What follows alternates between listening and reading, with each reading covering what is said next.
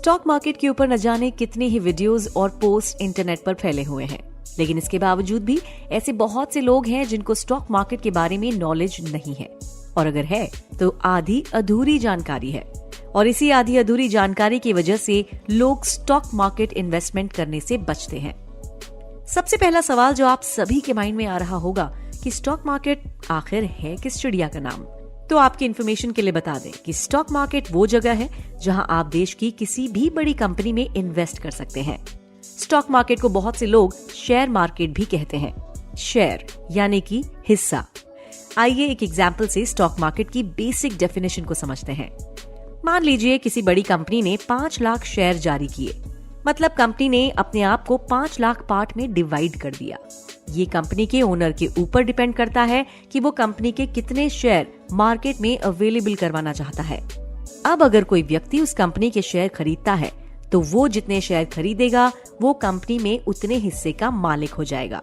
जैसे अगर किसी व्यक्ति ने कंपनी में 5 लाख में से 1 लाख शेयर खरीद लिए तो उसका हिस्सा उस कंपनी में 20% हो जाएगा और वो उस 20% हिस्से का मालिक हो जाएगा। स्टॉक मार्केट के बारे में चाहे लोगों को कम जानकारी हो, लेकिन इसके बावजूद स्टॉक मार्केट में लोगों की दिलचस्पी को साइड लाइन नहीं किया जा सकता। स्टॉक मार्केट की इतनी ज्यादा पॉपुलैरिटी के बावजूद अभी भी ऐसे बहुत से लोग हैं जो कि स्टॉक मार्केट में अपना पैसा इन्वेस्ट करने से डरते हैं। उनको लगता है कि स्टॉक मार्केट सिर्फ उन लोगों के लिए है जो एक्सपीरियंस होल्डर हैं। लोग स्टॉक मार्केट को रिस्की समझते हैं। उनको लगता है कि स्टॉक मार्केट में किसी भी व्यक्ति को अगर सक्सेसफुल होना है तो उसके पास लक होना बहुत जरूरी है। पर आपकी इन्फॉर्मेशन के लिए हम बता दें कि रिस्क उतना बड़ा फैक्टर नहीं है जितना लोग उसको समझते हैं। हालांकि स्टॉक मार्केट में सक्सेस मिलने की जितनी ज्यादा चांस है उतनी ही चांस फेल होने की भी है। इसलिए अगर कोई स्टॉक मार्केट में इन्वेस्टमेंट करने जा रहा है तो उसको सोच समझकर इन्वेस्ट करने की जरूरत है। अगर आप स्मार्ट इन्वेस्टमेंट करेंगे तो आपको सक्सेस जरूर मिलेगी। तो आज हम आपको कुछ ऐसी ट्राइड और टेस्टेड मेथड्स बताएंगे जिनकी हेल्प से आप आसानी से अपनी इन्वेस्टमेंट के लिए बेस्ट स्टॉक्स फाइंड आउट कर सकते हैं। यानी आप ये पता कर सकते हैं कि किस कंपनी के शेयर आपको खरीदने चाहिए। ये वीडियो आप सभी के लिए काफी ज्यादा हेल्पफुल होने वाला है, क्योंकि हम इस वीडियो में आपको एक सक्सेसफुल इन्वेस्टर विलियम ओनील के द्वारा लिखी गई book how to make money in stocks में इन्वेस्टमेंट के बारे में बताई गई इंपॉर्टेंट टेक्निक्स शेयर करेंगे। इस बुक में इन्वेस्टमेंट के बारे में बताई गई इंपॉर्टेंट चीजों की नॉलेज को लेकर न जाने कितने लोगों ने अपनी इन्वेस्टमेंट करने की स्ट्रैटेजी को चेंज करके सक्सेस हासिल की है, और साथ ही साथ इस बुक की हेल्प से लोगों ने मनी मैनेजमेंट के बारे में भी काफी चीजें सीखी हैं। लेसन 1। इस बुक से हमें सबसे इंपॉर्टेंट चीज जो सीखने को मिलती है वो है कैनस्लिम इन्वेस्टिंग सिस्टम। इस सिस्टम या फिर कहीं मेथड के अंदर हमें ये सीखने को मिलता है कि कौन सी कंपनी का स्टॉक्स बाय करके हम बेटर प्रॉफिट अर्न कर सकते हैं। स्टॉक मार्केट में हर कोई प्रॉफिट अर्न करने के लिए ही एंट्री लेता है। न सिर्फ प्रॉफिट बल्कि वो अपने प्रॉफिट को मैक्सिमम करने की कोशिश करता है, और आपको ज्यादा प्रॉफिट तभी मिलेगा जब आप किसी ऐसी कंपनी के स्टॉक्स बाय करेंगे जो कि आगे चलकर आपको प्रॉफिट प्रोवाइड करे। स्टॉक मार्केट में मौजूद हर व्यक्ति, चाहे वो एक्सपीरियंस होल्डर हो या फिर ना हो, कैनस्लिम मेथड को यूज करता है। कैनस्लिम शब्द में यूज होने वाले हर वर्ड का मीनिंग अलग है। कैनस्लिम का पहला वर्ड है सी, जिसका मतलब होता है current quality earning per share. इसका मतलब आपको वो कंपनी चूज करनी चाहिए जिस कंपनी की क्वालिटी इनकम पिछले क्वार्टर से लगभग 20% ज्यादा हो। क्वार्टर मतलब साल का 1/4 पार्ट। अगर कंपनी हर क्वार्टर में अपना प्रॉफिट लगभग 20% इंक्रीज कर रही है तो वो राइट कंपनी है शेयर बाय करने के लिए। दूसरा वर्ड है ए, मतलब कि एनुअल अर्निंग। क्वालिटी इनकम के साथ आपको कंपनी की एनुअल अर्निंग यानी कि साल की इनकम के ऊपर भी फोकस करना है।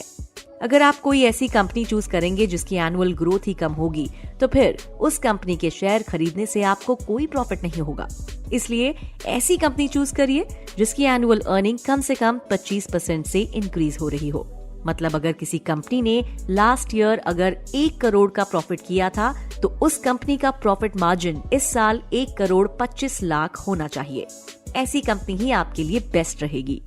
नेक्स्ट वर्ड एन का मतलब है न्यू प्रोडक्ट मैनेजमेंट। इस बात पर जरूर फोकस करें कि आप जिस कंपनी के स्टॉक्स खरीदने जा रहे हैं वो मार्केट में नए प्रोडक्ट लॉन्च करती है या नहीं।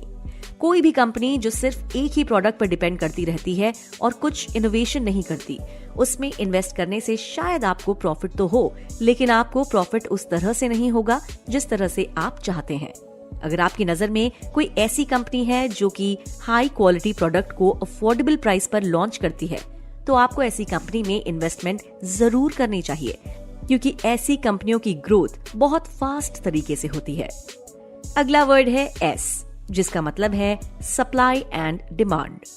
एक और इम्पोर्टेंट चीज ये कि जिस कंपनी के स्टॉक्स आप बाय करने जा रहे हैं, क्या उस कंपनी के स्टॉक्स की मांग मार्केट में बढ़ रही है? और अगर मांग बढ़ रही है तो इसका मतलब है कि आने वाले टाइम में कंपनी की ग्रोथ होनी तय है, क्योंकि स्टॉक्स की मांग तभी इंक्रीज होती है जब डिमांड ज्यादा होती है और सप्लाई कम। और ये तो हम सबको पता है कि अच्छी चीजों की डिमांड हमेशा ज्यादा ही होती है। कैंसलिंग में आने वाला अगला वर्ड है एल, जिसका मतलब है लीडर। किसी भी इन्वेस्टर को एक बात हमेशा ध्यान में रखनी चाहिए कि वही स्टॉक्स बाय करें जो कि बेस्ट हो। स्टॉक मार्केट में अवेलेबल बेस्ट कंपनी वही है जिनकी अर्निंग, ग्रोथ और सेल्स बाकी की कंपनियों से बेटर हो। नेक्स्ट वर्ड है आई, मतलब इंस्टीट्यूशनल स्पॉन्सरशिप। सेफ साइड पर रहने के लिए आप ऐसी कंपनीज के स्टॉक्स बाय करें जिसके स्टॉक्स और भी कंपनीज या फिर बड़े बड़े इंस्टीट्यूट बाय कर रहे हों। इससे आपको एक तरह से सोशल प्रूफ मिलता है कि बाकी के लोग भी उस स्टॉक में इंटरेस्टेड हैं जिसमें आप इंटरेस्टेड हैं। कैंसलिंग में यूज होने वाला लास्ट वर्ड है एम, जिसका मीनिंग है मार्केट डायरेक्शन। इसका सिंपल से मतलब ये है कि आपको इन्वेस्ट करने से पहले ये जरूर ध्यान रखना चाहिए कि मार्केट की डायरेक्शन क्या है। मार्केट ऊपर जा रहा है या फिर मार्केट में गिरावट देखने को मिल रही है, और फिर उसी के अकॉर्डिंग आपको अपने स्टॉक्स सिलेक्ट करने चाहिए। विलियम ओनील के द्वारा बनाया गया ये कैंसलिंग मेथड टेक्निकल और फंडामेंटल एनालिसिस का मिक्सचर है। इस मेथड की हेल्प से हम आसानी से ये फाइंड आउट कर सकते हैं कि कौन सी कंपनी का शेयर खरीदना हमको ज्यादा बेनिफिट प्रोवाइड करेगा। बहुत सारी रिसर्च के अकॉर्डिंग जो लोग स्टॉक मार्केट में इन्वेस्ट करने के लिए कैंसलिंग मेथड को यूज करते हैं, वो इस मेथड को ना यूज करने वाले लोगों से 12% ज्यादा रिटर्न अचीव करते हैं। तो इससे ये हम सभी को समझ में आ जाना चाहिए कि अगर हमें स्टॉक मार्केट में एंट्री लेनी है और साथ में सक्सेसफुल भी होना है, तो कैंसलिंग मेथड यूज करना हमारे लिए बेस्ट रहने वाला है। और अगर आप उन व्यक्तियों में से हैं जो कि अभी स्टॉक मार्केट में नए हैं, तो फिर आपको इस मेथड का यूज करके अपने लिए बेस्ट कंपनी फाइंड आउट करनी चाहिए। ऑथर विलियम ओनील ने जो ये मेथड डेवलप किया है, उसके पीछे उनकी सालों की स्टडी और मेहनत है। उन्होंने यूनाइटेड नेशंस के 130 साल की स्टॉक मार्केट की हिस्ट्री को स्टडी किया और उस स्टडी में उन्होंने टॉप परफॉर्मिंग स्टॉक्स का एनालिसिस किया। उन टॉप स्टॉक्स का एनालिसिस करते टाइम विलियम को सब में 7 कॉमन चीजें देखने को मिली जो कि नॉर्मल परफॉर्म करने वाले स्टॉक्स में नहीं थी, और फिर उन्हीं 7 चीजों को कंबाइन करके उन्होंने एक मेथड डेवलप किया और उसको कैंसलिंग नाम दिया। कैंसलिंग के एक एक वर्ड का मीनिंग उन 7 अलग अलग चीजों के बारे में हमें बताता है, और वही 7 चीजों को हमने अभी थोड़ी देर पहले आपके सामने विस्तार के साथ पेश किया। इसलिए अगर आपके माइंड में कोई ऐसी कंपनी है जिसके स्टॉक्स आप बाय करना चाहते हैं, तो सबसे पहले उस कंपनी के स्टॉक्स को 7 स्क्रीनिंग स्टेप्स की हेल्प से चेक करें। सबसे पहले कि क्या उस कंपनी की क्वालिटी अर्निंग लास्ट क्वार्टर से ज्यादा है या नहीं। सेकंड, कंपनी की एनुअल अर्निंग कंटिन्यूसली इंक्रीज हो रही है या नहीं। थर्ड, ये कि आप किस कंपनी में इन्वेस्ट करने जा रहे हैं, वो मार्केट के अकॉर्डिंग नए प्रोडक्ट और सर्विस लॉन्च करती है या नहीं। नंबर 4 ये कि क्या उस कंपनी के शेयर्स की डिमांड मार्केट में ज्यादा है या नहीं। नंबर 5 ये कि क्या वो कंपनी अपनी तरह की कंपनियों में टॉप परफॉर्म कर रही है या नहीं। नंबर 6 ये कि कंपनी की मिनिमम इंस्टीट्यूशनल स्पॉन्सरशिप होनी चाहिए। और सबसे important number 7, market direction. Lesson 2। अब बात करते हैं लेसन 2 की, जो हमको इस बुक से सीखने को मिलता है। वो ये है कि अगर आप स्टॉक मार्केट में प्रॉफिट अर्न करना चाहते हैं, तो जरूरी है कि आपको स्टॉक चार्ट पैटर्न के बारे में नॉलेज हो। ये स्टॉक मार्केट का सबसे बेसिक है। अगर आप स्टॉक मार्केट में एंट्री लेने जा रहे हैं, तो सबसे पहला स्टेप यही है कि आप स्टॉक चार्ट पैटर्न के बारे में पढ़ें और उसको समझने की कोशिश करें। आप जानें कि इस पैटर्न का मतलब क्या होता है और ये चार्ट क्या शो करता है। इस पैटर्न को समझने से आप स्टॉक मार्केट का टेक्निकल एनालिसिस कर सकते हैं। अब आपके माइंड में ये सवाल आ रहा होगा कि आखिर टेक्निकल एनालिसिस क्या होता है। टेक्निकल एनालिसिस का मतलब होता है किसी भी कंपनी के शेयर का फ्यूचर प्राइस प्रेडिक्ट करना। अगर आप किसी कंपनी के पास्ट प्राइस के बेसिस पर उसका फ्यूचर प्राइस प्रेडिक्ट करते हैं तो उसे टेक्निकल एनालिसिस कहते हैं। यहाँ पर आपको टेक्निकल एनालिसिस के साथ एक और वर्ड के बारे में जान लेना चाहिए, जो है फंडामेंटल एनालिसिस। फंडामेंटल एनालिसिस में हम कंपनी का एनालिसिस करते हैं, इंडस्ट्री की एनालिसिस करते हैं, इकोनॉमिक कंडीशन की एनालिसिस करते हैं। इसलिए जरूरी है कि कभी आप इन दोनों वर्ड्स को लेकर कंफ्यूज न हो। सिंपल वर्ड्स में कहा जाए तो फंडामेंटल एनालिसिस में आप आउटर फैक्टर्स पर नजर रखते हैं, जबकि टेक्निकल एनालिसिस में आप जिस कंपनी में इन्वेस्ट करने जा रहे हैं उस कंपनी के बारे में स्टडी करते हैं। अब बात करते हैं चार्ट पैटर्न के बारे में। जैसा कि हमने आपको बताया कि आप चार्ट पैटर्न की हेल्प से किसी भी स्टॉक के पास्ट प्राइस की हेल्प से उसके फ्यूचर प्राइस को प्रेडिक्ट कर सकते हैं। एक एग्जाम्पल से हम इस बात को समझने की कोशिश करेंगे। जैसा कि हमने देखा है कि किसी भी क्रिकेट मैच के स्टार्ट से पहले हम पिच का एनालिसिस करते हैं। पहले हम ये जानने की कोशिश करते हैं कि क्या पिच बैट्समैन के लिए हेल्पफुल होगी या फिर बॉलर के लिए। मतलब पहले हम पिच की कंडीशन को एनालाइज करते हैं, समझते हैं कि पिच कैसी रहेगी और फिर मैच खेलने के लिए उतरते हैं। उसी तरह चार्ट पैटर्न को स्टडी करके आप स्टॉक्स की पास्ट और करंट सिचुएशन देखकर ये प्रेडिक्ट कर सकते हैं कि उस स्टॉक की फ्यूचर परफॉर्मेंस कैसी रहेगी। अगर हम स्टॉक चार्ट पैटर्न को समझना सीख जाते हैं तो हम स्टॉक मार्केट में अच्छा परफॉर्म कर सकते हैं और साथ ही साथ ज्यादा प्रॉफिट भी अर्न कर सकते हैं। वैसे तो स्टॉक चार्ट पैटर्न बहुत तरह के होते हैं, लेकिन ऑथर विलियम ओ नील के अकॉर्डिंग एक स्पेसिफिक चार्ट पैटर्न जिसका नाम है cup with a handle stock chart pattern, इसको अगर हम समझना सीख जाते हैं तो हमारे लिए स्टॉक मार्केट में प्रॉफिट अर्न करना इजी हो सकता है। इस चार्ट पैटर्न का शेप एक कप की तरह होता है।